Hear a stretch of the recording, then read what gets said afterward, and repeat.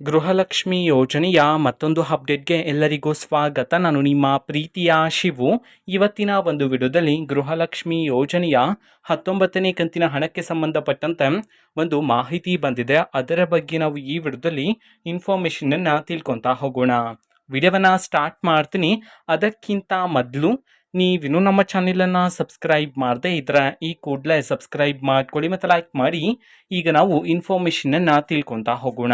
ಇವತ್ತು ಅಂತಂದರೆ ದಿನಾಂಕ 26/4/2025 ಇವತ್ತು ಗೃಹಲಕ್ಷ್ಮಿ ಯೋಜನೆಯ 19ನೇ ಕಂತಿನ ಹಣವನ್ನು ಬಿಡುಗಡೆ ಮಾಡಲಾಗ್ತಿದೆ ಅಂತ ಹೇಳಿ ಮಾಹಿತಿಯನ್ನು ತಿಳಿಸಿರ್ತಕ್ಕಂಥದ್ದು. ಇವತ್ತು ಯಾವ ಯಾವ ಜಿಲ್ಲೆಗಳಲ್ಲಿನ ಮಹಿಳೆಯರಿಗಾದರೆ ಗೃಹಲಕ್ಷ್ಮಿ ಯೋಜನೆಯ 19ನೇ ಕಂತಿನ ಹಣವನ್ನು ಬಿಡುಗಡೆ ಮಾಡಲಾಗ್ತಿದೆ ಇದನ್ನ ನಾವು ತಿಳ್ಕೊಳೋದಾದ್ರೆ, ಇವತ್ತು ಕರ್ನಾಟಕದಲ್ಲಿರ್ತಕ್ಕಂತಹ 31 ಜಿಲ್ಲೆಗಳಲ್ಲಿನ ಮಹಿಳೆಯರಲ್ಲಿ ಯಾರಿಗಾದ್ರೂ ಇನ್ನೂ ಸಹ ಗೃಹಲಕ್ಷ್ಮಿ ಯೋಜನೆಯ 19ನೇ ಕಂತಿನ ಹಣ ಬಂದಿಲ್ಲ ಅಂತಂದ್ರೆ ಸೊ ಅವರಿಗೆ ಇವತ್ತು ಗೃಹಲಕ್ಷ್ಮಿ ಯೋಜನೆಯ 19ನೇ ಕಂತಿನ ಹಣವನ್ನ ಬಿಡುಗಡೆ ಮಾಡಲಾಗ್ತಿದೆ ಅಂತ ಹೇಳಿ ಈಗ ಮಾಹಿತಿಯನ್ನ ತಿಳಿಸಿರ್ತಕ್ಕಂಥದ್ದು. ಸೊ ನಿಮ್ಗಿನ್ನೂ ಸಹ 19ನೇ ಕಂತಿನ ಹಣ ಬಂದಿಲ್ಲ ಅಂತಂದ್ರೆ ಸೊ ವೆಯ್ಟ್ ಮಾಡ್ತೀರಿ, ನಿಮ್ಮ ಖಾತೆಗೂ ಸಹ ಆದಷ್ಟು ಬೇಗ ಸರ್ಕಾರದ ಕಡೆಯಿಂದ ಬಿಡುಗಡೆ ಮಾಡ್ತಾರೆ.